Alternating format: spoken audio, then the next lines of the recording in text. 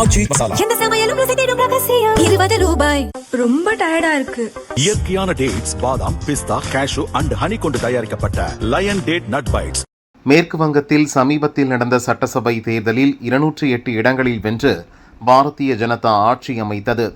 தொடர்ந்து 3 முறை ஆட்சி செய்த திரிணாமுல் காங்கிரஸ் 80 இடங்களில் மட்டும் வென்றது. 3 முறை முதல்வர் பதவி வகித்த மம்தாவே பவானிபூர் தொகுதியில் தோல்வியை தழுவினார். ஆட்சி அதிகாரம் கைவிட்டு போனதற்கு மம்தாவின் உறவினரும் கட்சியின் பொதுச் செயலாளருமான அபிஷேக் பானர்ஜியின் அராஜக போக்கே காரணம் என திரிணாமுல் நிர்வாகிகள் சிலர் கொடி பிடித்தனர்.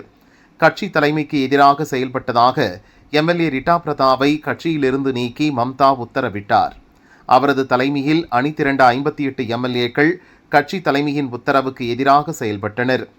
ரீட்டா பிரதாவை எதிர்க்கட்சி தலைவராக தேர்வு செய்துள்ளதாக சபாநாயகரிடம் கடிதம் தந்தனர். இதை சபாநாயகர் ஏற்றதால் ரிட்டா பிரதா எதிர்க்கட்சி தலைவர் ஆனார். மம்தா தரப்பில் இதற்கு எதிர்ப்பு தெரிவித்து ஹைகோர்ட்டில் வழக்கு தொடரப்பட்டுள்ளது. இந்த நிலையில் ரிட்டா பிரதா தலைமையில் கொல்கத்தாவில் நேற்று நடந்த கட்சி நிர்வாகிகள் கூட்டத்தில் 60 எம்எல்ஏக்கள், முன்னாள் இந்நாள் நிர்வாகிகள் பலரும் பங்கேற்றனர். மம்தாவை திரிணாமுல் காங்கிரஸ் தலைவர் பதவியிலிருந்து நீக்கி தீர்மானம் நிறைவேற்றப்பட்டது. கட்சியின் புதிய தலைவராக அரூப் ராய் நியமிக்கப்படுவதாக அறிவிக்கப்பட்டது.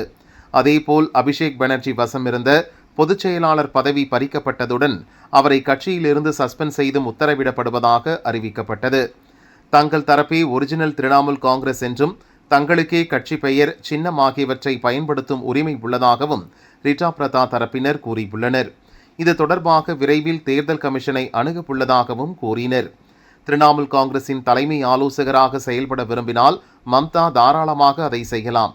ஆனால் எங்கள் பக்கம்தான் அதிக எம்எல்ஏக்கள் உள்ளனர், நிர்வாகிகள் ஆதரவும் எங்களுக்குத்தான் உள்ளது என ரிட்டா பிரதா தரப்பு தெரிவித்துள்ளது. ரிட்டா பிரதா தரப்பின் செயல் காமெடி ஷோ என மம்தா ஆதரவாளரான குணல் கோஷ் கூறினார். 28 ஆண்டுகளுக்கு முன் திரிணாமுல் காங்கிரஸை நிறுவியவர் மம்தா. அவரையே தலைவர் பதவியிலிருந்து நீக்குவதாக கூறுவது வேடிக்கையாக உள்ளது.